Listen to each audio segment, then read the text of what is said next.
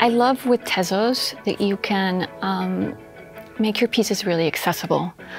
I love that there's a possibility for having, 100 editions at lower prices, and people can collect your work in a way that isn't, really invasive financially.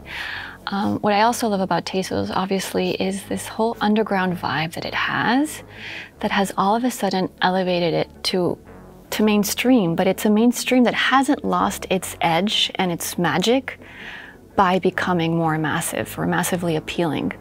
And I think that's to the credit of the Tezos ecosystem. I'm here, I'm at Basel. I've basically spent 48 hours at the Tezos tent because what they put together is beautiful. The exhibit is so well done. The artists are at another level. And the Verse wants to work with Tezos because we think that there's a big future there. We think that the way they support artists, that they support and understand the value of community is very important. And the whole issue with gas, it feels very retrograde. It feels like you're using a Betamax versus a DVD, or like a BlackBerry versus an iPhone.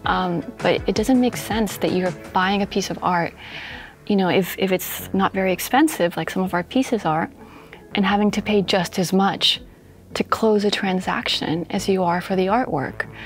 And so I'm very bullish, to use crypto language, very bullish on Tezos and on what they're building. Also being with the team here, meeting them even briefly, you can tell that it's a committed effort. I think it's really important that Tezos is doing this in real life event because, we've all been locked in our houses for 18 months or however long it's been. And these in real life events have only shown the importance of having a parallel approach to the metaverse, so that there's in real life events where we're meeting each other, but there's also obviously the online component.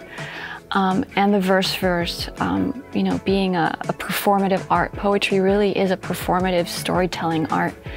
We're really looking forward to working with museums, with cultural institutions, with galleries, with restaurants, with bars, with nightclubs.